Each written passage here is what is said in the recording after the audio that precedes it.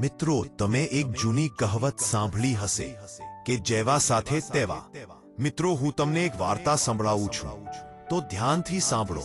અને આપણી આ જ્ઞાન ચેનલને સબસ્ક્રાઇબ ના કરી હોય તો સબસ્ક્રાઇબ કરવા વિનંતી અને શેર કરવા વિનંતી. તો ચાલો મિત્રો, ધ્યાનથી સાંભળો. એક બગલો નદી કિનારે રહેતો હતો. એક દિવસ એક શિયાળ નદીમાં પાણી પીવા આવી ચડ્યું.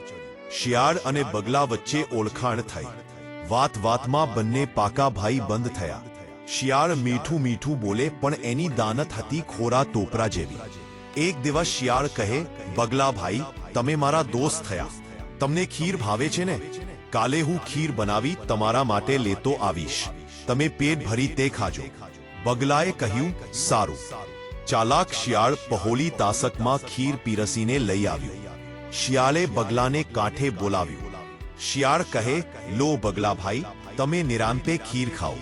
હું તાસક પકડી રાખું છું. બગલો ખીર ખાવા ગયો, પણ તાસક હતી છીછરી ને બગલાની સીધી અણીદાર ચાંચ, એટલે એ ખીર ખાઈ શક્યો નહીં. એ જોઈ શિયાળ મનમાં મલકાયું. બગલો મનમાં સમસમી ગયો. એને કહ્યું, વાહ શિયાળ ભાઈ, તમે મારા માટે કેટલી સરસ ખીર બનાવી છે. એની સુંગંધથી જ મારું પેટ ભરાઈ ગયું છે. હવે એમ કરો, આવતીકાલે તમે મારે ત્યાં જમવા આવજો. હું તમારા માટે તમને ભાવતી બાસુંદી બનાવીને તૈયાર રાખીશ. જમવાનું આમંત્રણ મળતા શિયાળ રાજી રાજી થઈ ગયું અને પોતાના ભાગની તેમજ બગલાના ભાગની ખીર સફાચત કરી ગયો. જે દિવસે શિયાળ બગલાને ઘેર જમવા પહોંચી ગયો. બગલાએ સાંકડા મોંવાળા 2 કૂંજામાં બાસુંદી ભરી તૈયાર રાખી હતી. બગલો કહે, તમને બાસુંદી ભાવે છે એટલે મેં બાસુંદી બનાવી છે. લો શિયાળ ભાઈ ખાઓ. આમ કહી બગલાએ શિયાળ પાસે કૂંજો મૂક્યો. બીજા કૂંજામાંથી બગલો બાસુંદી ખાવા માંડ્યો. જે બાસુંદી ખાવા ગયો, પરંતુ એનું મોં કૂંજામાં પેસી જ ન શક્યું.